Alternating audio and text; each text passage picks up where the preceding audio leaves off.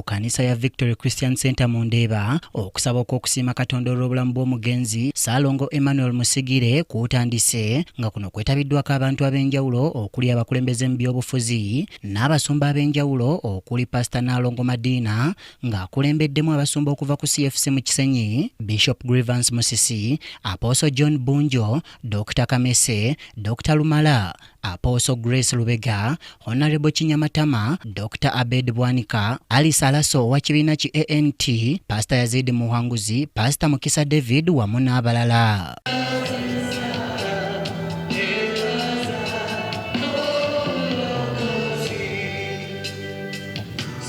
Omusumba Grievance Musisi nga yakulembeddemu okubuulira kw'olwaleero asoose kunnyonnyola bw'otya bwe yasisinkana omugenzi Ssaalongo Emmanuel n'atandika okumubuulira enjiri eyamulokola era nga waaviiridde mu bulamu bw'ensi eno ng'abadde yatula obulokozi mu mwaka gwa 1960.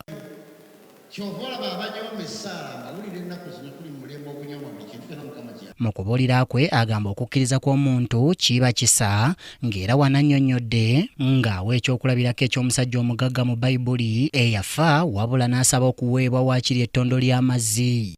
Nentegeera nti Katonda bw'aba takubikkulidde nakwebikkulira kizibu okujja gy'ali tebannange Katonda yatwagala.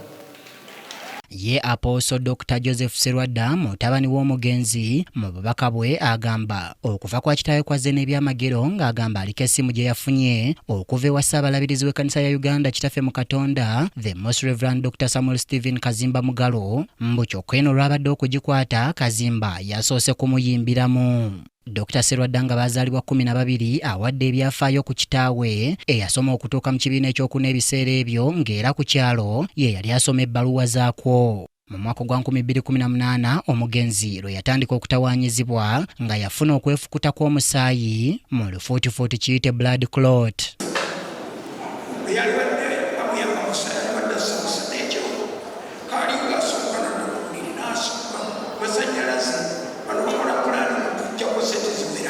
Ku lw'ekibiina ekitabenzikkiriza wano mu ggwanga Uganda ekya Interreligious Council, Yeronymous Muzeeyi akola nga akulira Interreligious Council mu kiseera kino atuusizza obubaka obw'okusaasira. Atuusizza obubaka kanaasaba abazadde okukendeeza ku bbanga lye bamaze abaana mu masomero nti wabula babawe obudde bababangule.